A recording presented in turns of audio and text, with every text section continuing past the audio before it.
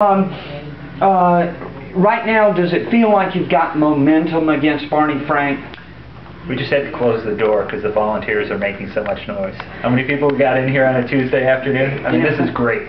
All our phones are being used. The papers are all covering this. You know, Obama is coming to town in 4 days. You're kidding me. And surprise, surprise, he's doing his speech for Deval Patrick in Newton. That's a gift to God to you, in my opinion. Would you? He's not doing it downtown. He's doing it in Newton. At least that's the word right now. Now, that could change. Don't quote me. You can quote me, actually. 4 days from now, that'd be Saturday? I think so. It's the 16th, yeah. Yeah. Wow. So Obama will be here Saturday. Yeah. Does that mean your volunteers going to show up to greet him? The way you did with President Clinton? Yeah. Or maybe the way... No, go ahead. I'm just remembering the Scott Brown election back in January when President Obama came to town, and there were hundreds of Scott Brown supporters waiting for him. No, I think we'll all be excited to see the president and hear what he has to say on behalf of Mr. Frank. And I understand you're going to be on Sean Hannity this evening. And Fox Business News, and then we're doing Fox 25. I was on Laura Ingraham yesterday. We've been getting so much national press, national attention. It's a national race. People are excited about it. Money's been coming in as a result of all that press, which is why we're doing that. And you know, it's all contributing to the momentum. Yeah. Now, I was reading an article today that points out that in previous cycles, Barney collects his money for fundraising and gives it out to scores of Democrats nationwide. Right. He's not doing that this time. No, he's not. I feel bad for all those Democratic campaigns that aren't getting that money. And you've got him pinned down on the defensive in his base. This is a district that went 53% for Scott Brown just 10 months ago. Well, it was a little closer than that, but yeah, I think we're going to I think we can widen that gap. Scott Brown didn't concentrate on this district. We obviously are. And our whole organization here, we're doing very well in the north, which should be his stronghold. He's from Newton. It's a liberal town. Brookline's even more liberal, and we're doing very well up here. We're doing well along the south coast. Again, not an area of strength for Scott Brown, and we're going to be able to repeat his performance in the middle of the district. So it's coming together. I think we're going to be able to widen his margin of victory, and you know, in many ways, Martha Coakley was a better candidate. Martha Coakley was a better candidate than Barney Frank. Now, speaking of candidates, I was watching video of your radio debate yesterday 8 times during that debate. Excuse me, you're interrupting me. Yeah, that's right. Well, excuse me for interrupting you, but doesn't that sort of encapsulize the arrogance of power that you're running against?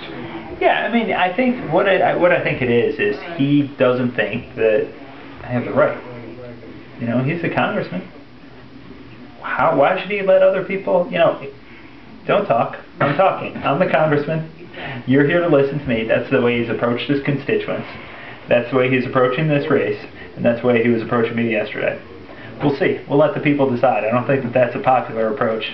In your debate tonight, yesterday on that morning debate, every time you wanted to talk about Fannie and Freddie and Barney's role in protecting those agencies from oversight, he started talking about predatory lending. Isn't the problem predatory borrowing by people who couldn't afford to pay back, and aren't the victims the taxpayers who are on the hook for those? Absolutely.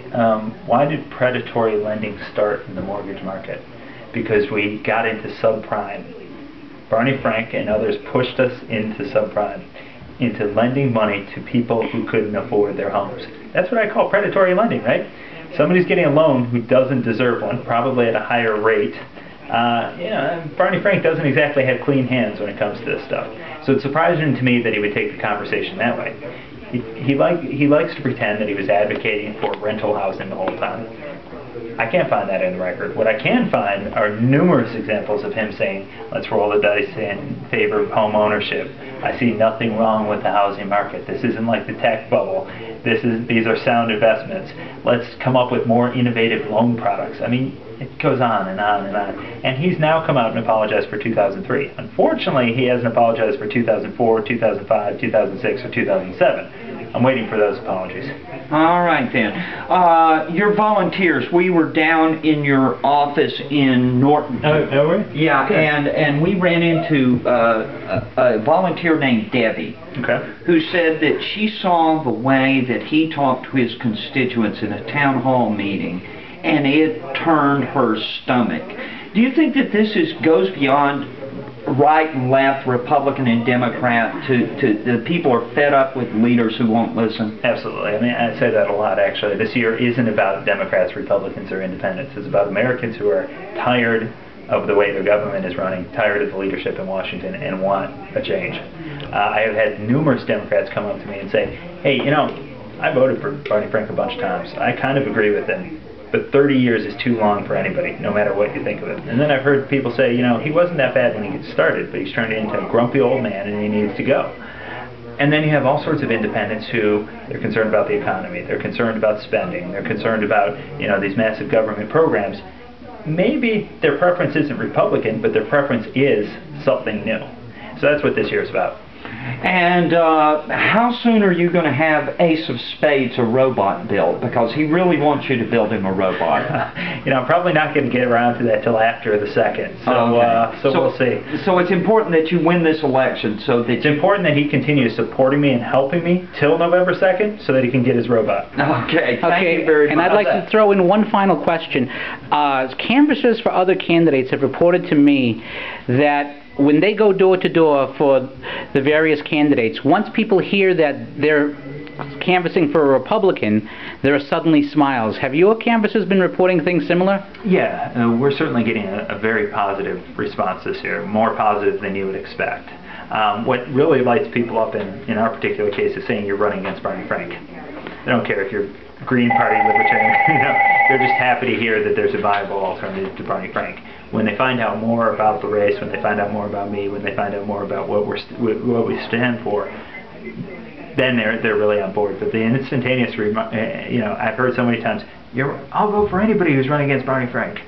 Would you be surprised to see more districts turn Republican this year in Massachusetts? Because I know in the western part of the state there's been some strong races. Well, the 10th is you know, I think actually I think it's more likely to go Republican than not. Nikki Tsongas's district is certainly competitive. Our district, I've been hearing good things about the 3rd against McGovern. That's Monty Lamb. Yep. So yeah, who knows? There's a lot of possibilities this year. All right. Can I get you to say byeByeBarney.org? byeByeBarney.org. Thank you very much for your time.